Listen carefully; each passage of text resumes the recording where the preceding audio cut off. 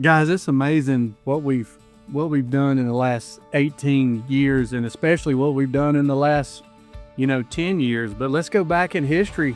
Bradley, your family's been worked here for over 50 years. Right. How did this come about, and what started Dorsey?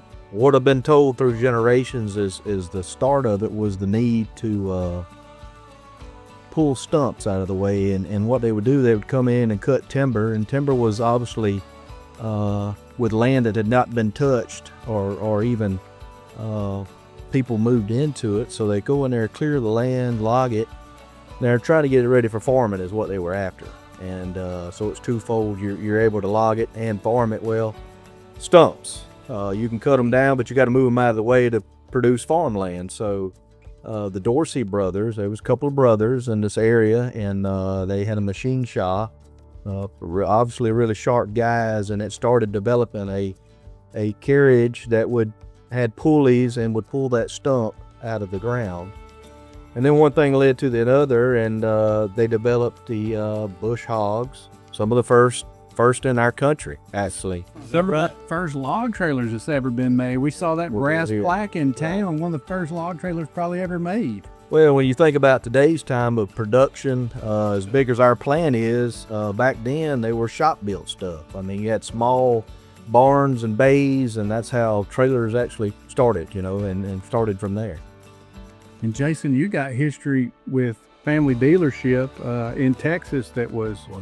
We started out when I started in 1988 and didn't know a trailer from front to back. My first factory tour to see how a trailer was built was right here in this plant, which is amazing to me.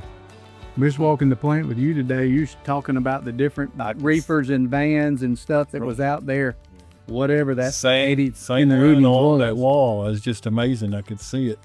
So I think if you look back at Dorsey's history, and not saying we wouldn't be the company we are today, but without the great wars that happened in the world, where the government kind of come in and said, hey, we're commissioning your company Right. to build, to help America in the war, in the great wars, that really started a mass production, not only in our industry, a lot of industries through the country. And I think without that, I don't think Dorsey would have become what they, later in the 60s, 70s, and 80s when they were booming. I really don't think that would have happened without that happening.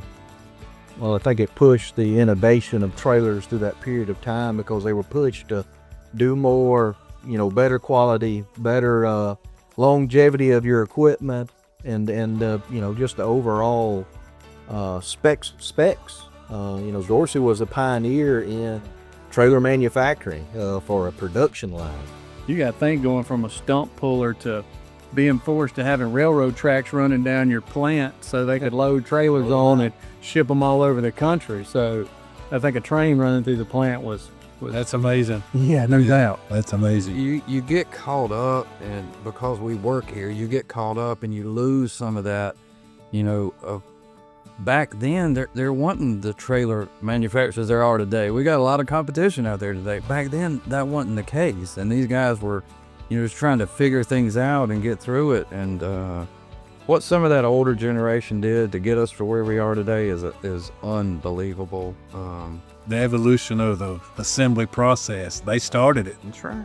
Well, you took a lot of farm boys off the farm, and they were already very well skilled. Craftsmen, knew how to work on stuff. Welding, and then you put them out there to build trailers, and it was light work for them. The pride that they had in what they did, the quality in what they did, that's instilled in the guys out there today. Jason, we walk in the floor, and a guy can be on vacation. If we need something, he comes back tomorrow. So we have a big group of great employees that take pride in what they're doing, and we couldn't do it without it. It's a phrase that gets thrown around, but it's true. I've been around a lot. We say that our people make the difference, and it's a fact. I've been around a lot of places say that, but this is a great group of people that work together. No one says, well, that's your job, or I don't do. Everybody like, what can I do to help? And that's important. Well, that was Dorsey's, slogan coming up. People make the critical difference. I believe. And I think it's carried right on up to today and into the future. That's right. You got back then. I mean, they had, like Bradley said, they took pride in what they did. This town was built on Dorsey. That's right. And it meant something to this area. You had one point had 2,000 employees running this plant. So that is a boon for this town. Yeah. And for that to carry the test of time, we still got guys out. We got a sticker on every trailer that says "Made in Elba."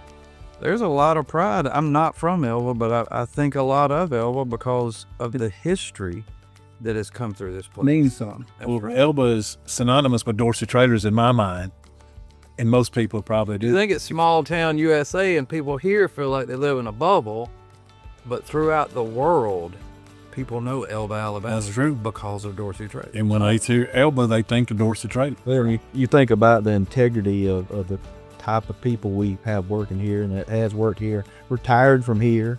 I mean, this place has gone through 3 major floods. A few years ago, we had a fire. It wasn't no big deal. Nobody was hurt, thank the Lord. Okay. But we bounced right back, and we're stronger now than ever. Yep. And overnight, we had people putting stuff back together, getting equipment back up, and we're back in production. And that many people can't say that. That's right.